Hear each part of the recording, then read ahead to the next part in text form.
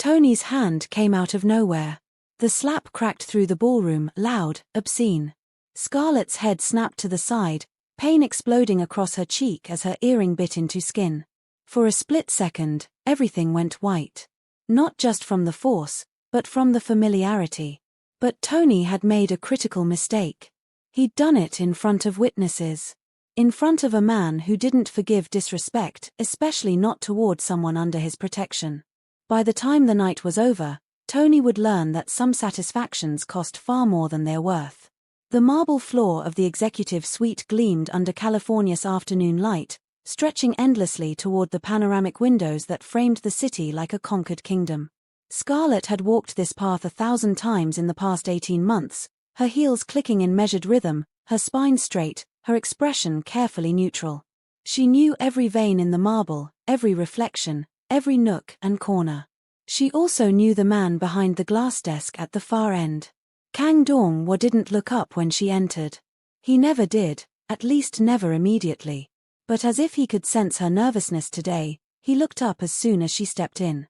His pen moved across documents cleanly, each twitch and movement of his fingers were deliberate, majestic and final. His face, sharp cheekbones, defined jaw, eyes like winter, remained impassive. Everything about him suggested ice, controlled, unyielding, dangerous if mishandled. Scarlett had learned to read his silences the way sailors read clouds before a storm. She stopped exactly 3 feet from his desk, making sure to not be too close. "The Hanover contract has been signed," she said, her voice clear. "Legal confirmed, no complications. The Singapore team arrives Thursday at 2. Push it to 4. He said calmly, "I have the mayor at 3:30. Noted." Silence stretched between them like a tightrope. Scarlett's fingers tightened around the folder she carried, her knuckles whitening beneath her brown skin. She'd rehearsed this 17 times in the bathroom mirror. 17 freaking nervous times, and each iteration had sounded more pathetic than the last. But she was out of options. "Sir, I need to request something."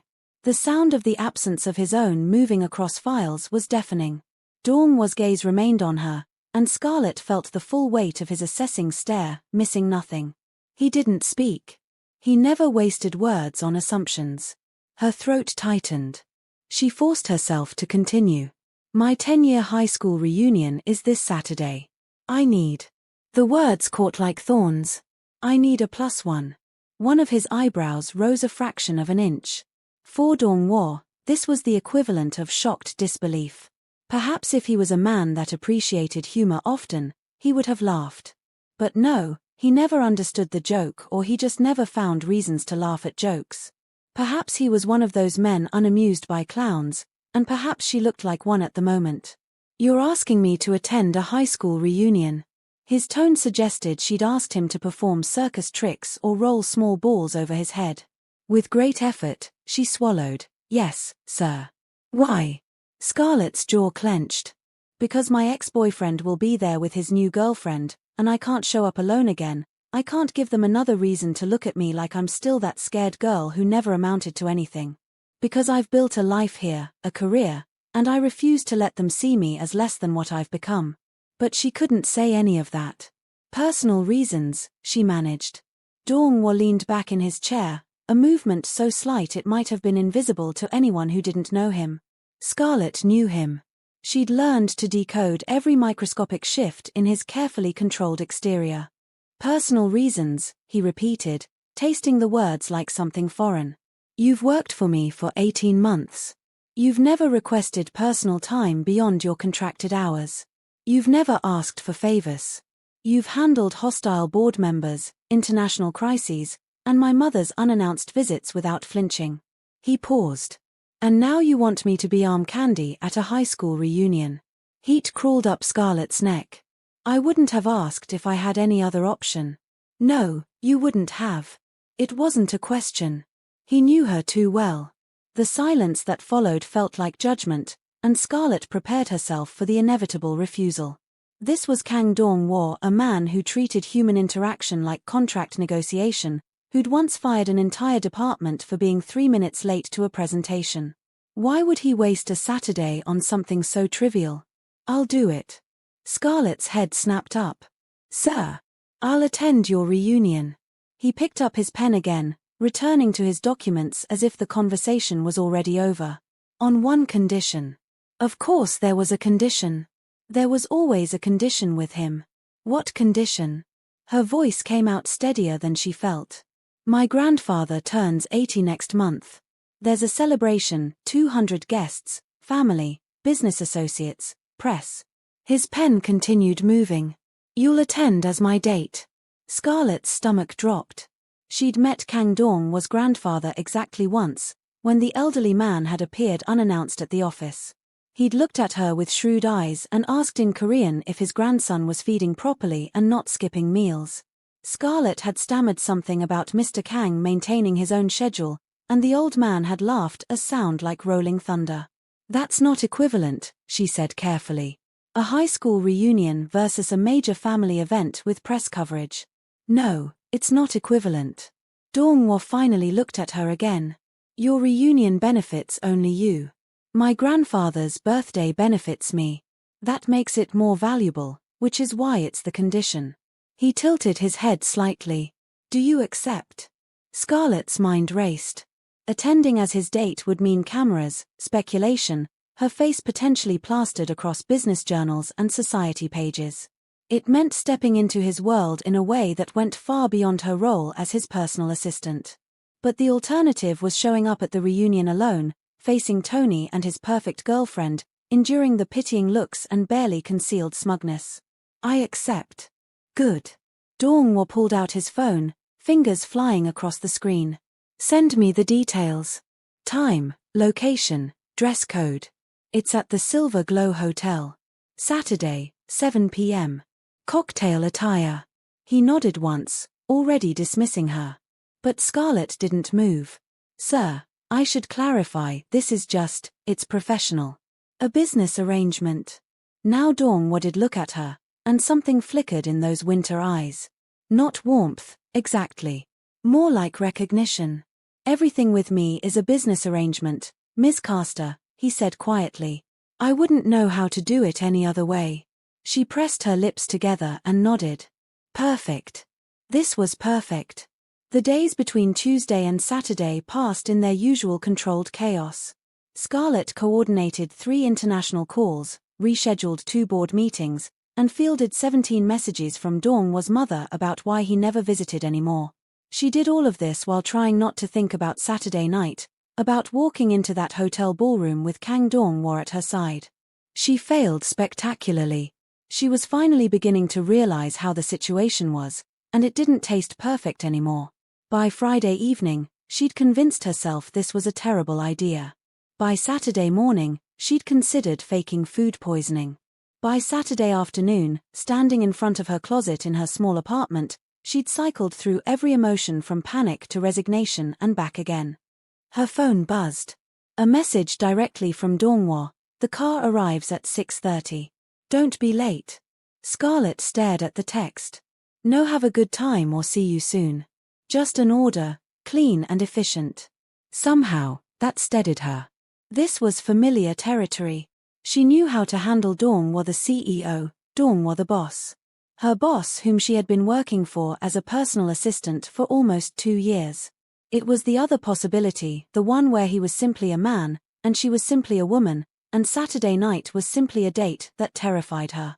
She chose a dress the color of midnight, simple but elegant, with a neckline that suggested confidence she didn't quite feel. Her hair fell in soft waves past her shoulders, and she kept her makeup understated. Professional. Controlled. At 6:30 exactly, her phone buzzed again. Downstairs. The car waiting at the curb wasn't Dong-hwa's usual company vehicle. This was personal, a sleek black sedan that whispered money so old it didn't need to shout. Surprisingly, he stepped out of the car as soon as she stepped down her porch. The chauffeur opened the door and stepped aside. Scarlett tried hard to not stare too hard at Dong-hwa, who was unashamedly staring at her. She spared him a small smile, and stepped into the car. A moment later, Dong-hwa stepped into the car. He sat in the far corner, sharp lines and sharper focus, dressed in a fine costly suit. But it wasn't the expensive tailoring that stole her breath.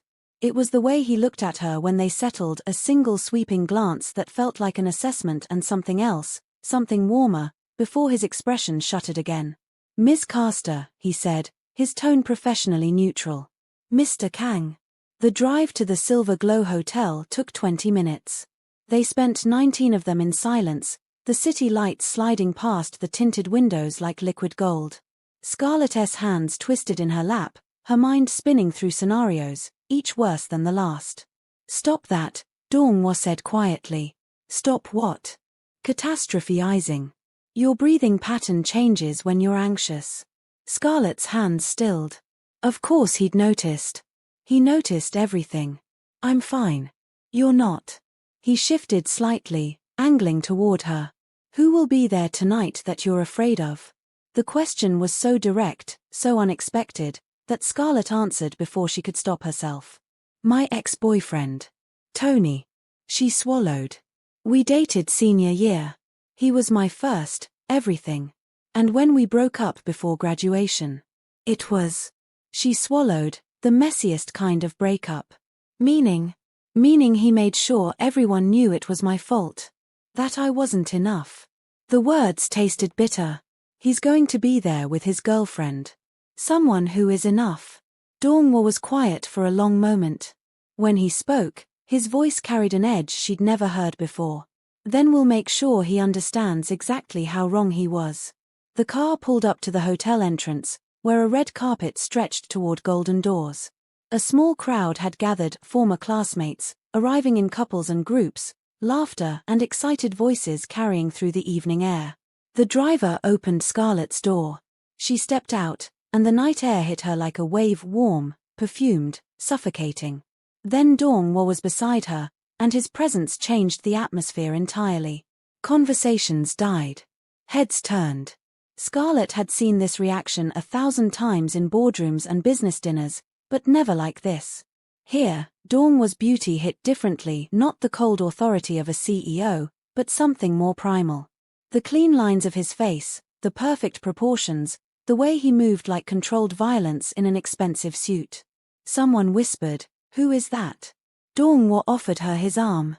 It was a gesture from another era, formal and strangely intimate. "Shall we?" he murmured. Scarlett slipped her hand through the crook of his elbow, feeling the solid warmth of him beneath the fabric. Together, they walked into the Lion's Den. The Silver Glow Hotel's crystal ballroom lived up to its name. Chandeliers dripped light like frozen rain, casting everything in a golden glow that softened edges and blurred imperfections. Round tables dotted the space, each decorated with centerpieces that screamed expensive taste. A bar stretched along one wall, already crowded with people clutching drinks like lifelines.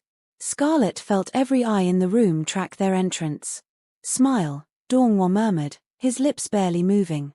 "You're supposed to be enjoying yourself." She forced her mouth into something approximating pleasure, though it felt more like baring teeth.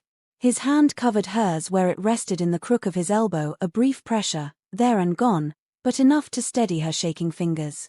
"Scarlett." "Oh my God, Scarlett." A woman in a silver dress materialized before them, her face familiar beneath expertly applied makeup. Jenny Kim, Scarlett's lab partner junior year, before Tony happened and everything changed. "Jenny." "Hi."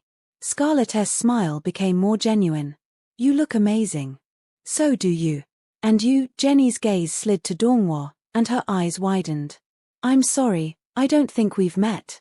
Dong-hwa's expression remained pleasantly neutral, the social mask he wore for business dinners and charitable galas. "Kang Dong-hwa," he said, offering his hand. Jenny shook it, clearly trying to place him. Scarlett watched the mental calculations happening behind her eyes, the suit, the watch, the way he carried himself. Money, definitely. Power, probably. But the name didn't register. Why would it? This was a high school reunion in California, and Kang Dong-hwa was a sole industry titan. Different worlds, different contexts. "Here's a +1, Scarlett said simply. "A very handsome +1. Jenny winked. "I'll let you two mingle. We should catch up later." She disappeared into the crowd, and Scarlett felt some of the tension ease from her shoulders. One interaction down. Maybe this wouldn't be so terrible. She seemed nice, Dong-hwa observed. She was. Is. Scarlett scanned the room, looking for the one face she dreaded. Before everything fell apart, she was a good friend. What made it fall apart? Tony told everyone I cheated on him. The words came out flat, factual. I didn't. But his version was more interesting than the truth. And that ruined all my friendships. Dong-hwa's jaw tightened almost imperceptibly. And no one questioned it. Why would they? He was popular, charismatic. I was the scholarship student who didn't quite fit. Scarlett shrugged, a gesture that didn't quite hide the old wound. People believe what's easiest. They moved deeper into the ballroom, and Scarlett felt the weight of attention following them. Whispers rippled in their wake. Who is he? Where did she find him? Is he a model, an actor? The speculation would have been amusing if her stomach wasn't twisted in knots. Dong-hwa guided them toward the bar with the ease of someone accustomed to navigating social warfare. What would you like to drink? White wine. Something light. He ordered her wine and whiskey for himself, neat, and Scarlett watched him pay with a black card that caught the light like obsidian. Around them, former classmates clustered in familiar groups, resurrection of old hierarchies. The popular kids, still golden. The athletes, slightly thicker around the middle. The theater crowd, dramatic as ever. And there, near the windows, stood Tony Chen. Scarlett's hand trembled, wine sloshing dangerously close to the rim of her glass. Dong-hwa noticed immediately, of course he did, and positioned himself slightly between her and the sight line, a human shield in Armani. Tony looked good. That was the worst part. 10 years had been kind to him, same easy smile, same confident posture, same way of commanding a room without trying. His arm draped around a petite blonde in red, someone who probably never had to choose between paying rent and eating, someone who belonged in his world without question. That's him, Scarlett said quietly. Dong-hwa didn't turn to look. Does he know you're here? Not yet. Good. He took a sip of whiskey. Let him see you when you're ready. But the universe had other plans. Scarlett Caster. Tony's voice carried across the space between them, smooth and familiar and laced with something that might have been surprise or mockery or both. Didn't expect to see you here. Scarlett turned, her smile firmly in place, her posture perfect. Tony. It's been a while. He approached with his girlfriend attached to his side like an expensive accessory. Up close, Scarlett could see the slight puffiness around his eyes, the beginning of lines that suggested stress or age or both. But his smile remained sharp. 10 years. His gaze raked over her, assessing, comparing. You look different. So do you. This is Leona. He gestured to the blonde, who offered a smile that didn't reach her eyes. Babe, this is Scarlett. We dated in high school. Oh.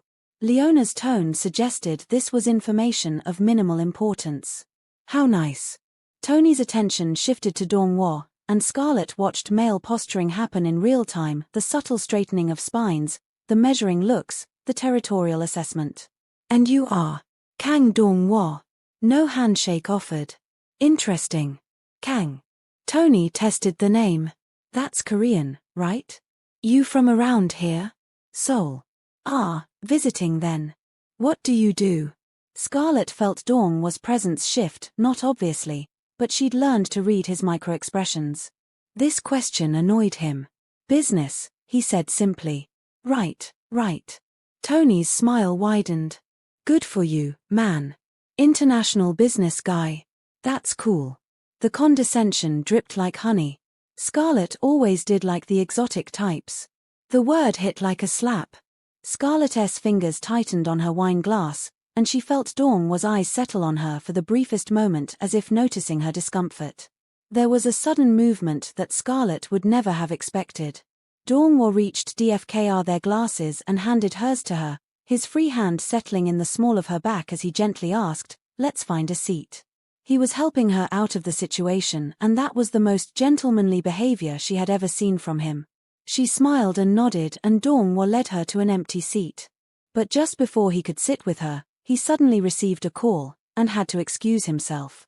"Excuse me," Dong-hwa said, his tone perfectly polite and absolutely lethal. I need to take a call. Scarlett, I'll be just outside.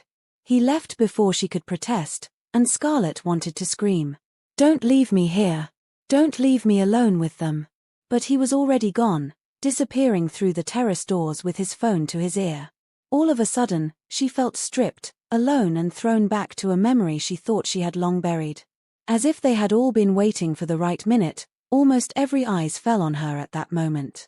Tony watched him go, then held Leona and shamelessly walked over to where Scarlett was sitting with a smile that made her skin crawl.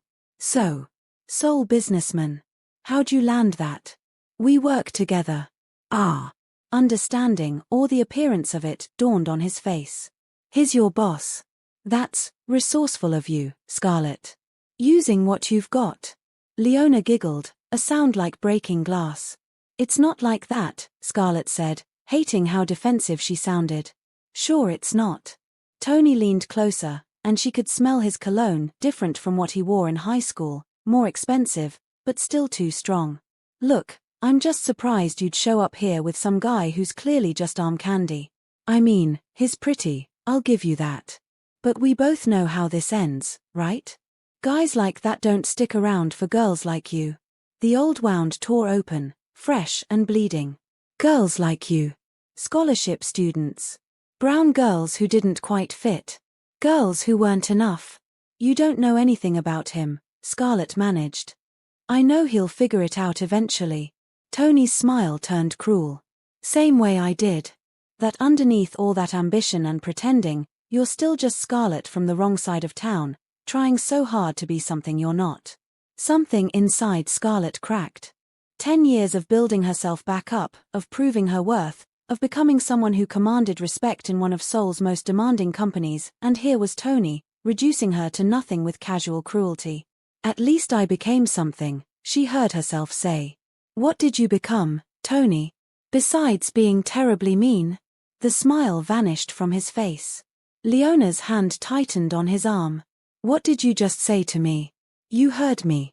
The words kept coming, powered by a decade of swallowed anger. You spent high school making yourself feel big by making me feel small. And 10 years later, you're still doing it. That's not growth. That's just sad. And to be honest, it's depressing thinking about how much you've not changed. Tony's face flushed red. Around them, conversations had stopped. People were watching, sensing drama unfolding. You want to talk about sad? His voice rose. You're the one who showed up here with some pretty Korean boy that you probably have to pay to pretend to like you. Jesus, Scarlett, have some self-respect. Tony, Leona tugged at his arm, clearly uncomfortable. He shook her off. No, she needs to hear this. She needs to understand that she's still the same desperate, pathetic. The drink came out of nowhere. Red wine, arcing through the air in perfect slow motion, before splashing across Scarlett's chest and face. The cold shock of it stole her breath. Liquid dripped down her neck, staining her midnight dress into something ruined. Leona stood with an empty glass, her expression triumphant. Oops. Rage in all its itchy, burning glory fueled Scarlett's senses. One moment she was sitting and gripping her glass, the next moment she stood up and splashed it over Leona and Tony, making sure that at least drops stained each of their wares. She feigned shock, and covered her enough. Oops, she repeated. The ballroom went silent. Leona reached to grab her hair. You just ruined my expensive dress. How dare you? Before Leona could reach for her, Tony had already moved. It was unexpected, or else Scarlett would have seen it coming. Tony's hand came out of nowhere. The slap cracked through the ballroom, loud, obscene. Scarlett's head snapped to the side, pain exploding across her cheek as her earring bit into skin. For a split second, everything went white. Not just from the force, but from the familiarity of it. A gasp rippled through the crowd. Scarlett staggered back half a step, one hand flying to her face. The sting throbbed, her skin burning, but worse was the silence that followed.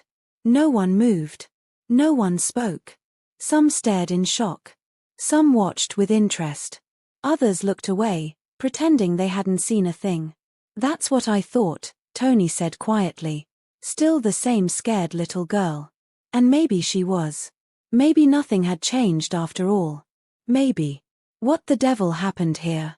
The voice came from behind her, cold and controlled and absolutely furious. Scarlett turned to find Dong-hwa standing there, his phone nowhere in sight, his entire focus locked on Tony like a predator sighting prey. He moved past her, shrugging out of his suit jacket in one smooth motion, and draped it over her shoulders. The fabric was warm from his body, and it smelled like cedar and something uniquely him. Scarlett pulled it close, her hands trembling. "Who the hell are you?" Tony demanded, puffing up his chest. Dong-hwa ignored him completely. Instead, he turned to Scarlett, and his expression shifted, just for a moment, into something almost gentle. "Are you hurt?" She shook her head, not trusting her voice. "I'm fine, let's leave." She didn't want to include him in this. If anything, she wanted to leave immediately. His fingers traced her now reddened cheeks and a sharp glint crossed his eyes. He didn't need an explanation anymore. Dong-hwa clenched his jaw and took a step away from her, admitting quietly, "He slapped you." She shook her head, and seeing how she was cowering in front of the crowd infuriated him. He looked at the crowd, and at the phones starting to emerge, at witnesses gathering like vultures. "I'm going to deal with this. And we'll leave." She tried to reach out to him. "Dong-hwa." "Yeah, right. Get out of her with the trash." Tony didn't get to finish his sentence when Dong-hwa's fist came flying straight to his face. The punch was sudden, controlled, and devastating. Dong-hwa's fist connected with Tony's jaw with a sound like a crack of thunder. Tony went down hard, sprawling across the polished floor, blood blooming from his split lip. Leona screamed. Someone else gasped. Dong-hwa stood over him, completely calm, his knuckles already starting to bruise. "If you ever," he said quietly, each word carved from ice, "speak to her again, look at her again, or breathe in her direction again, I will make sure you regret every second of your miserable existence. Are we clear?" Tony stared up at him, eyes wide with shock and fear. "I said, are we clear?" "Yeah," Tony choked out. "Clear." Dong-hwa turned back to Scarlett and offered his hand. "Let's go." Scarlett took it, her fingers sliding into his, and let him guide her through the silent crowd, past the staring faces, out of the ballroom that had become a battlefield. They didn't speak until they reached the car. The driver opened the door without comment, clearly accustomed to strange situations, and Scarlett slid inside, still shaking, still wearing Dong-hwa's jacket, still feeling wine sticky on her skin. Dong-hwa joined her, and the door closed, sealing them in privacy. "I'm sorry," Scarlett whispered. "For what?" "For ruining your evening. For putting you in that position." "For Scarlett." He turned to face her fully, and his expression was fierce. "You have nothing to apologize for. I should have kept my mouth shut. I should have just. You should have broken his nose yourself." Dong-hwa's hand found hers in the darkness. "But since you didn't, I'm glad I could do it for you." A laugh escaped her throat, broken and slightly hysterical. Then another. Then tears, hot and unexpected, streaming down her face and mixing with the wine. Dong-hwa didn't tell her to stop crying. He didn't offer empty platitudes. He simply pulled her against his side and let her fall apart, his hand steady on her shoulder, his presence solid and unwavering. "You shouldn't have done that," she said between sobs. Dong-hwa clenched his jaw. "No one touches what's mine," he murmured into her hair. "And tonight, you stepped out as mine." And Scarlett, still crying, still shaking, still ruined, felt something shift between them, something that had nothing to do with business arrangements and everything to do with the terrifying possibility that this might be real. The penthouse was silent except for the city humming 40 floors below. Scarlett sat on the edge of Dong-hwa's leather sofa, wrapped in his jacket and a blanket his housekeeper had provided, while a doctor, summoned without her permission, checked her over with professional efficiency. "No injuries," the doctor confirmed, snapping his bag shut. "But I'd recommend a warm shower and rest. The shock will hit later." Dong-hwa nodded from where he stood by the windows, his back to the room, his phone pressed to his ear.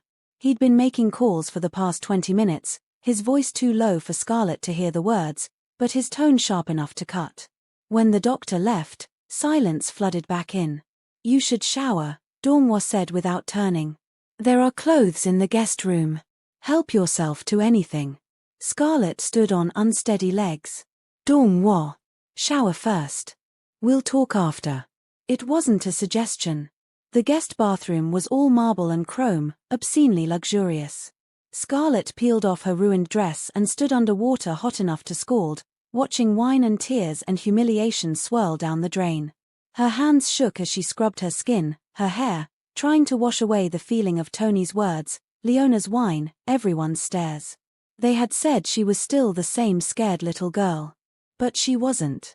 She'd built a life, a career, a version of herself that commanded respect. One night couldn't erase that. Could it? She dressed in clothes she found laid out, expensive loungewear that was clearly Dong-hwa's, hanging loose on her smaller frame. When she emerged, she found him still by the windows, though he'd removed his tie and rolled his sleeves to his elbows. His knuckles were bruised purple. Sit, he said, gesturing to the sofa. Scarlett Saturday. Dong-hwa joined her, maintaining careful distance, and handed her a glass of water. Drink. She obeyed, her throat grateful for the coolness. You didn't have to hit him. Yes, I did. He could press charges. He won't. Dong-hwa's smile was cold and utterly confident. Tony Chen works for Chen & Associates, a mid-tier marketing firm. His father owns 30%. As of an hour ago, their 3 largest clients have been contacted by my acquisition team. Scarlett's glass paused halfway to her lips. What? Chen & Associates will lose approximately 60% of their revenue by Wednesday. His father will be forced to make cuts. Dong-hwa examined his bruised knuckles with detached interest. Tony will be the first to go. Nepotism only protects you when the company can afford it. Dong-hwa, that's. His girlfriend, Leona Cole, is an influencer. 700,000 followers, mostly lifestyle content, with 3 brand partnerships. He pulled out his phone, tapped a few times, and showed her the screen. This video has been sent to all 3 brands. Scarlett watched security footage from the reunion, crystal clear, perfectly angled, showing Leona throwing wine in her face just before Tony slapped her. The timestamp read 45 minutes ago. How did you get this so fast? I own the hotel. He said it like it was obvious. Or rather, one of my holding companies does. I made a call. Security was very cooperative. Scarlett's head spun. You own the Silver Glow Hotel?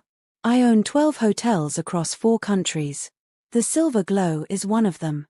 He took the phone back. By morning, Leona will have lost all 3 partnerships. Her aspirations of being an influencer will be significantly harder without income or credibility. And Tony? Dong-hwa's expression went glacial. Tony will spend the next several months watching everything he took for granted crumble. His job, his social standing, his reputation. He'll understand what it feels like to be diminished. He paused. But he won't know why. He'll suspect, but he'll never be certain. That uncertainty will be its own punishment. Scarlett should have been horrified. Should have protested, insisted this was too much, too cruel. Instead, she felt something warm and fierce unfurl in her chest. Thank you, she whispered.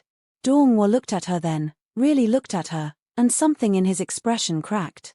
When I saw him standing over you, and you just froze. I've never wanted to hurt someone more in my life. I don't know why I couldn't move. Couldn't fight back. Shame colored her voice. I just stood there like an idiot. You were in shock. Trauma response. His hand found hers, threading their fingers together. I recognized it because I've seen it before. When? My mother. The words came quietly. My father was a violent man. When he drank, she would freeze exactly like that. No matter how strong she was, in those moments, she couldn't move. Couldn't speak. Just disappeared inside herself. Scarlett squeezed his hand, understanding flooding through her. Is that why you agreed to the reunion? You knew something like this might happen? I suspected you were running from something. Or someone. His thumb traced circles on her palm. I wanted to be there in case I was right. The admission hung between them, heavy with implication. The deal was transactional, Scarlett said carefully. You said everything with you is a business arrangement. I lied. Dong-hwa's smile was self-deprecating. Or maybe I was lying to myself. I've been doing that a lot lately. Since when? Since you walked into my office 18 months ago for your interview, looked me directly in the eye, and told me my 3 o'clock was waiting and I was making them uncomfortable by being late. He laughed quietly. No one talks to me like that. No one sees me as just a man who can be rude or inconsiderate. But you did. Scarlett remembered that interview. She remembered being so nervous she translated fear into false confidence, and had treated him like any other boss instead of a billionaire titan. I almost didn't hire you, Dong-hwa continued. You were too honest, too direct. I thought you'd be difficult to manage. And instead, you became the only person in my life who tells me the truth. His hand tightened on hers. The only person who sees me. The moment stretched, fragile and terrifying. Scarlett knew if she pushed now, if she asked the question hovering between them, everything would change. The careful professional distance they'd maintained would shatter completely. She pushed anyway. What am I to you, Dong-hwa? Mine, he said simply. You're mine. 4 weeks later. The weeks that followed were a study in contrasts. At the office, they remained professional, Ms. Caster and Mr. Kang, assistant and CEO, all proper distance and corporate efficiency. But after hours, in the privacy of his penthouse or her modest apartment, they learned each other. Dong-hwa taught her about his grandfather, about growing up in a family where love came with expectations and affection was measured in achievements. Scarlett told him about her parents, immigrants who'd worked themselves to exhaustion to give her opportunities, who died before they could see what she'd become. They didn't rush. Didn't tumble into bed with desperate urgency. Instead, they built something slow and deliberate: dinners where Dong-hwa learned to laugh, evenings where Scarlett learned to let her guard down, moments where two people accustomed to being alone discovered they didn't have to be. Tony's downfall happened exactly as Dong-hwa predicted. Chen and Associates lost 4 clients in 2 weeks. Tony was let go. Leona's partnerships evaporated overnight. The reunion video never went fully viral. Dong-hwa had controlled its distribution too carefully for that, but it circulated enough to matter. Scarlett tried not to feel satisfied by their destruction. She failed. And now, standing in front of her mirror in an expensive, Scarlett prepared to honor her end of the bargain.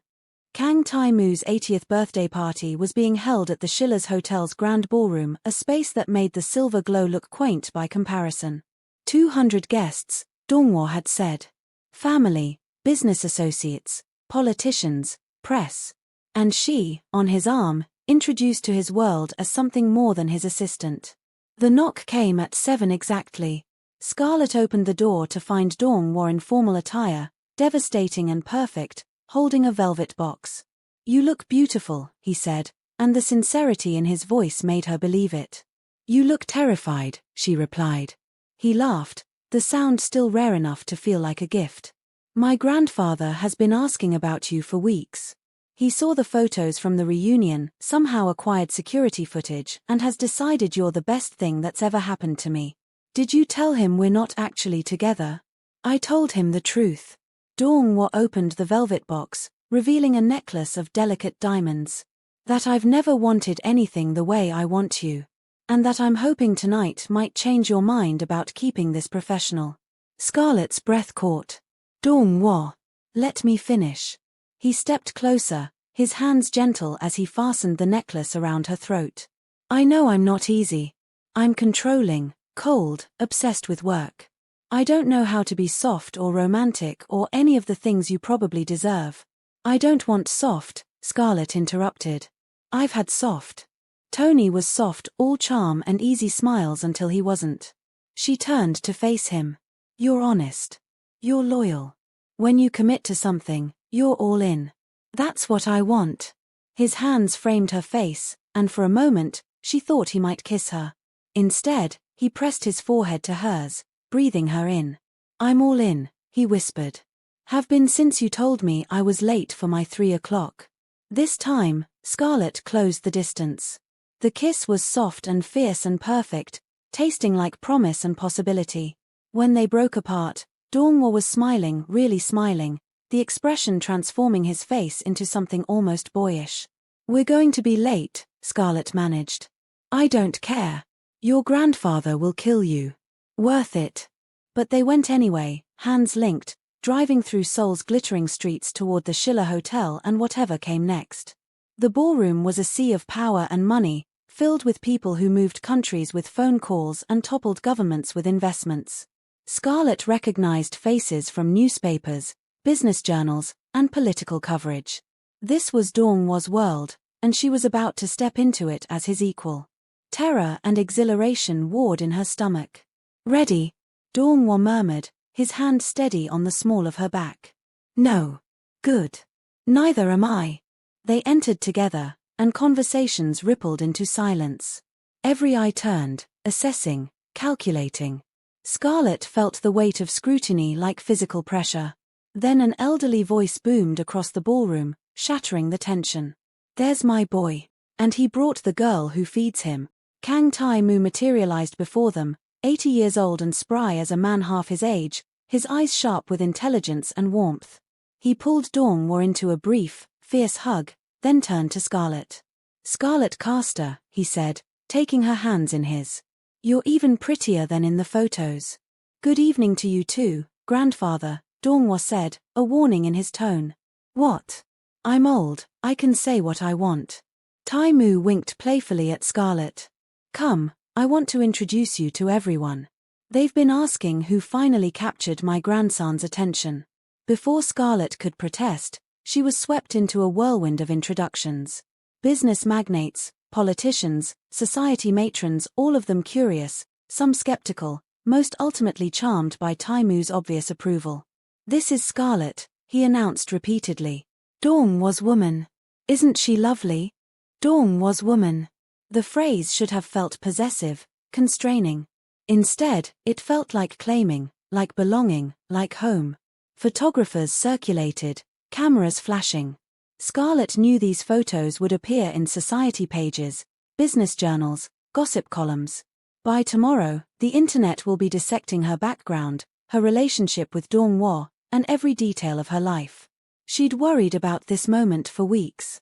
But standing here, with Dong-hwa's hand in hers and his grandfather's blessing warming her like sunlight, Scarlett found she didn't care. Let them look. Let them speculate. She knew the truth. Later, after dinner and speeches and a cake elaborate enough to feed a small nation, Scarlett and Dong were escaped to a private terrace overlooking the city. Seoul spread below them like scattered stars, beautiful and vast. Your grandfather called me your woman approximately 47 times tonight, Scarlett observed. I counted 52, but who's keeping track? She laughed, leaning against the railing. This is real now. Everyone knows. There's no going back to just being your assistant. Is that what you want? To go back? Scarlett considered the question, thinking about the past month, about learning who Dong-hwa was beneath the cold exterior, about choosing someone not despite his flaws but because of his honesty about them. No, she said finally. I don't want to go back. But I need to know this is real for you too. Not just obligation or protection or some extension of the business arrangement. Dong-hwa turned her to face him, his hands gentle on her shoulders. The business arrangement ended the moment I punched Tony Chen, he said. Everything since then has been me trying to figure out how to ask you to stay without making it sound like an order. So ask. Stay. The word was raw, unpolished, perfect. Not as my employee. Not as my date. Not because of any deal or condition. He took a breath. Stay because you want to. Because you see me, really see me, and choose me anyway. Scarlett rose on her toes and kissed him, soft and sure, tasting like champagne and promise. I choose you, she whispered against his lips. I choose this.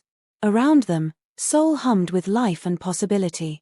Inside, a party celebrated a patriarch's 80 years. And here, on this terrace suspended between earth and sky, two people who'd learned to protect themselves by never needing anyone discovered that maybe, just maybe, needing someone wasn't a weakness. It was the bravest thing they'd ever done.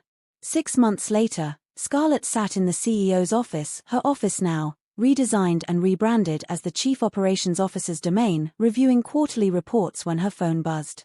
A message from Dong-hwa, 3 floors up in his corner suite. Dinner tonight? My place. She smiled, typing back. Will there be actual food or just you trying to distract me from work? Both. Definitely both. Deal. Another message arrived, this one with an image attached. Security footage from the Silver Glow Hotel, dated 6 months ago, showing a woman in a midnight dress and a man in an expensive suit entering a ballroom. Beneath it, Dong-hwa had written, "Best deal I ever made." Scarlett saved the image, her smile widening.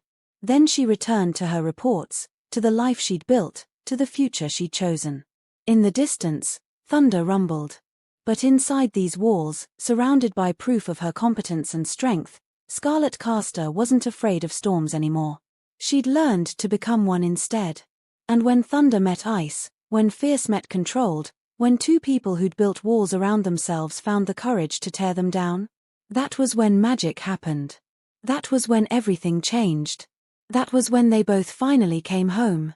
Thanks for watching. Don't forget to like, share and subscribe for more thrilling stories.